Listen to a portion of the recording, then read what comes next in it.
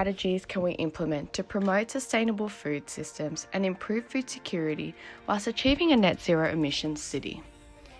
Sustainable food systems are described as systems that ensure food security and nutrition for all, whilst maintaining economic, social, and environmental sustainability for future generations. These systems can positively impact on various issues of food waste and food miles, shocks and stresses, farming land, reduction of pollution in our waterways, achieving the triple bottom line, and tackling climate change. But what is food security? According to Radimer, food security is defined as access by all people at all times to enough food for an active, healthy life. In 2012, a study found that due to the growing population, global production in 2050 should be 60% higher than that of 2005. To achieve this amount of growth in production, we not only need to increase food production, but in a way that reduces greenhouse gas emissions. Food sustainability and resilience is a continuous and increasing challenge across the globe as identified by the UN Sustainable Development Goals. On the globe and in Sydney, we share the same reliance on infrastructure and essential services to make food available for consumption. Whether affected by shocks such as natural disasters and pandemics, or stresses such as urbanisation, globalisation, and climate change, the common goal of improving our response to such risks will determine how we perform globally and locally, and what our future will look like for decades to come.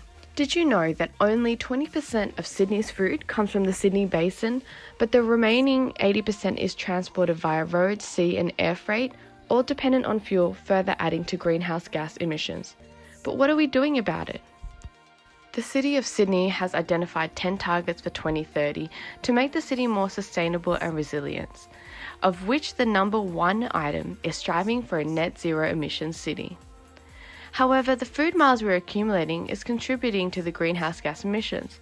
For example, cherries imported from the US travel 15,000 kilometres, equating to almost a tonne of carbon from an aeroplane. On top of that, as much as 35% of food becomes landfill, which decomposes and produces methane. To support these targets, 10 strategic directions for sustainable Sydney were outlined, of which 2, 6 and 9 encompass the directions that impact on food security. Let's check out Singapore, where land is scarce with only 1% of land being used for farming purposes in 2014, and only 7% of produce is grown locally, making Singapore heavily reliant on imported goods.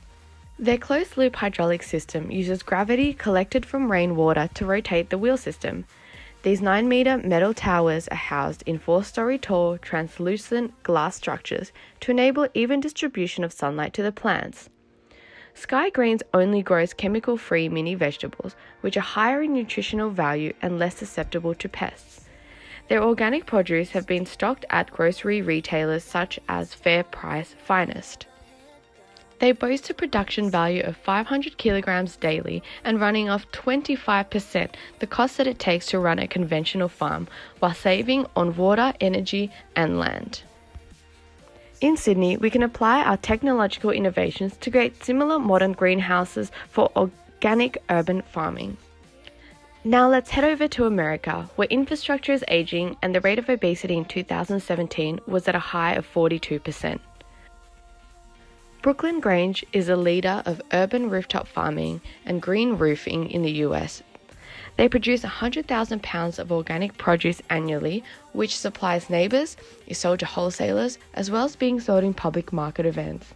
Between their rooftop farms, Brooklyn Navy Yard Farm, Long Island City and Sunset Park, they occupy 5.6 hectares and produce 80,000 pounds of vegetables per year combined.